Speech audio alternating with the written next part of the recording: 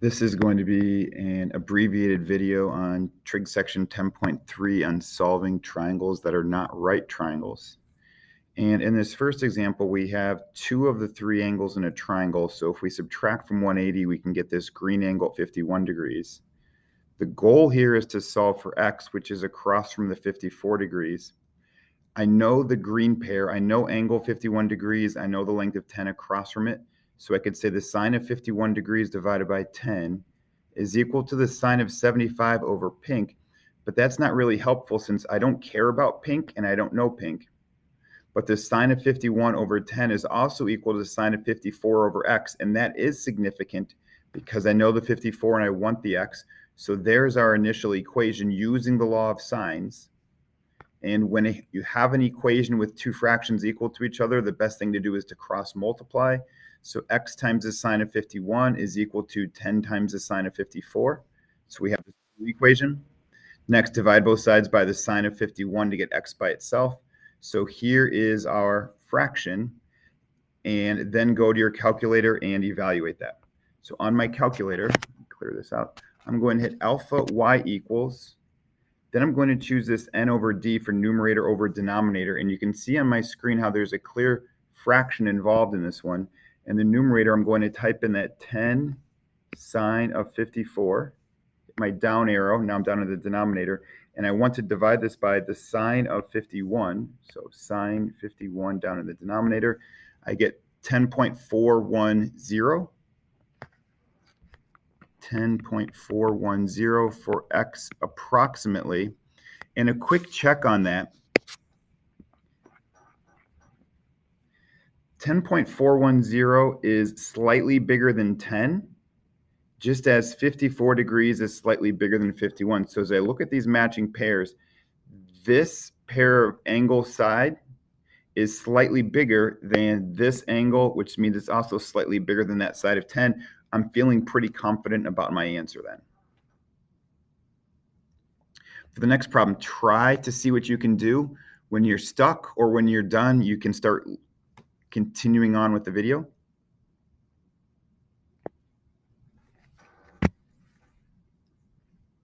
In this example 2, we're trying to find the perimeter of the entire triangle. In other words, we have to add 16 plus the length of little e plus the length of little d. To do this, we have these pairs again. 19 degrees is across from 16, so I could use the law of sines again. Sine of 19 degrees over 16 is going to be one of the fractions. That's equal to the sine of 40 degrees divided by little e. Cross multiply, do the algebra, do this part on your calculator. Once you have that value stored in your calculator as some letter. So I stored mine as alpha A. Now, one thing I'm expecting is that since 40 degrees is bigger than 19, I'm expecting my value for E to be something bigger than 16. It's not a straight ratio because it's the sine of these angles, not the angles themselves, but little e should be something bigger than 16. The other thing we're going to do then is subtract the green and yellow angles from 180. That gives us 121 for this angle. 121 degrees is opposite the D. So here is another proportion down here. Sine of 19 over 16. I'm using this green set again because I know both of those measurements equals the sine of 121 over d. Cross multiply, divide to get d by itself. Once you have that value, store it. And notice I didn't even write down my values, and it usually would be a good idea to do that to show your work along the way. The reason why I didn't show them is because I know eventually to find this entire perimeter, I'm going to have to add up the value of d plus e plus 16. The value of this little e is a in my calculator. The value of d is b stored in my calculator. And maybe I should have stored this d as d and this e as e. It might have made more sense. But in my calculator then, I'll just do alpha a plus alpha b plus 16. And the perimeter comes out to this 89.715. Same thing as the last one. I'd pause the video, see what you can do on the next one. Is it a right triangle? Can you use Pythagorean theorem, SOHCAHTOA? If not, can I use law of sines? If not, then you'd have to use law of cosines. In this triangle, we have an isosceles triangle, which means the two sides are equal to each other, which means these two angles are equal to each other. The goal is to solve for zy. 50 degrees is across from zy, just as 65 degrees is across from the 20. So we can use law of sines again. There's the setup. Cross multiply, do the algebra, use your calculator. Zy should be 16.905.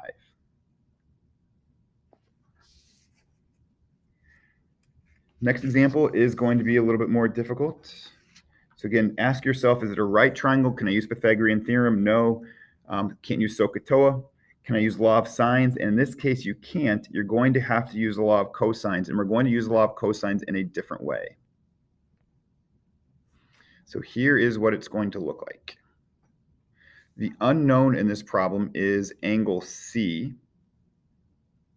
So the equation I'm going to use uses angle C in it. Notice my first equation I have up here is true.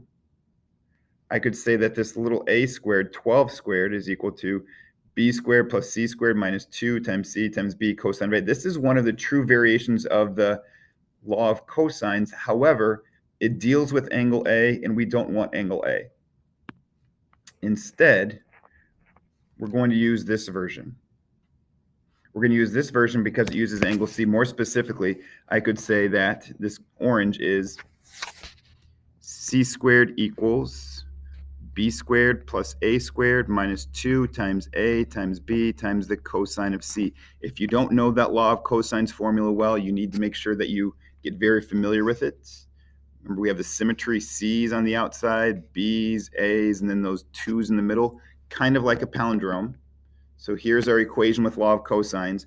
I plugged in the numbers over here in orange. And in order to get the angle C by itself, we have to do some good algebra. So from that orange step to this gray step below it, I subtracted 8 squared and 12 squared from both sides.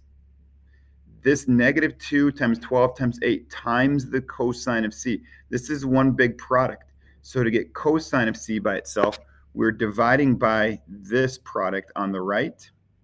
And on the left, that gets us to this blue step down here.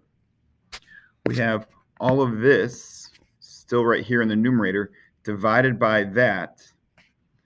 Put this into your calculator. I would do the alpha y equals so you have a clear numerator and denominator. You're going to get a decimal for that. If you hit math frac, it'll turn it into this fraction, which is kind of nice. And to keep in mind, what we have to do last on our calculator is, once I know that the cosine, right, it doesn't say angle C, it says the cosine of C is equal to this. You would take the cosine inverse of this fraction, and that should give you your angle measurement of about 78.280 degrees. So quite a few algebraic steps. You have to make sure you're doing your algebra correct. The 8 squared plus 12 squared can be subtracted, but then this whole negative 2 times 12 times 8 needs to be divided to get the cosine of C isolated, and then eventually a cosine inverse. As far as how confident do I feel in this answer, well, 13 is the largest side of the triangle, so x needs to be the largest angle. That doesn't mean that it has to be obtuse. It just has to be the largest angle.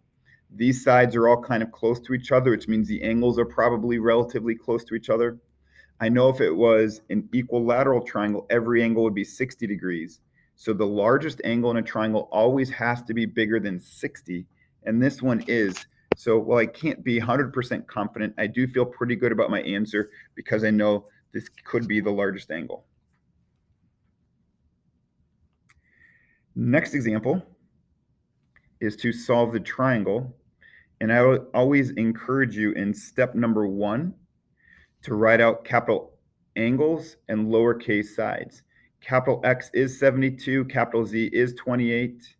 We don't know capital Y, so underline. Little x, little y, little z, we know little x is equal to 10.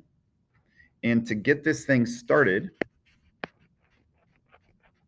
no SOHCAHTOA, no Pythagorean theorem, just go straight for law of sines. Sine of 72 over 10, here's one pair with the x's, is equal to the sine of 80 over y. And how did I know this was 80 degrees? Well, 180 degrees minus 72 minus 28 gives us those 80 degrees.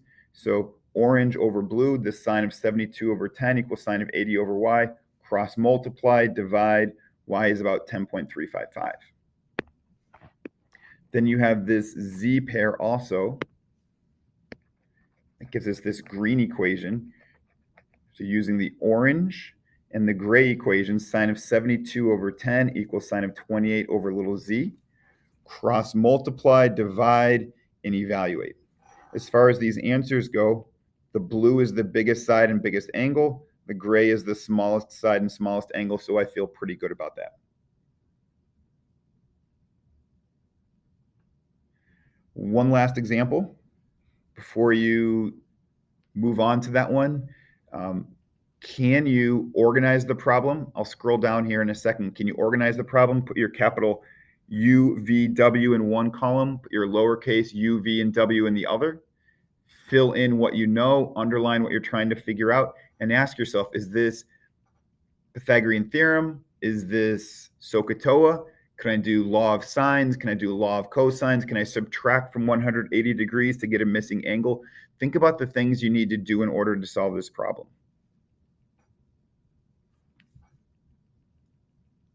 So what I noticed in this one is I have two of the three angles. Subtract from 180 to get the 145 degrees for capital W. Nice thing is we also know little w equals 7, so there's one complete pair. And as I think about using the law of sines, I have sine of 145 over 7, and I can make that equal to the v pair, sine of 20 degrees divided by little v. Cross multiply, divide, evaluate. There's the value for little v. And then I'm going to use this green pair again. It's such a good pair because I know both the angle and the side, and then set that equal to this orange pair with the angle u and little u. So sine of 15 degrees divided by little u, cross multiply, divide, evaluate. U is about 3.159.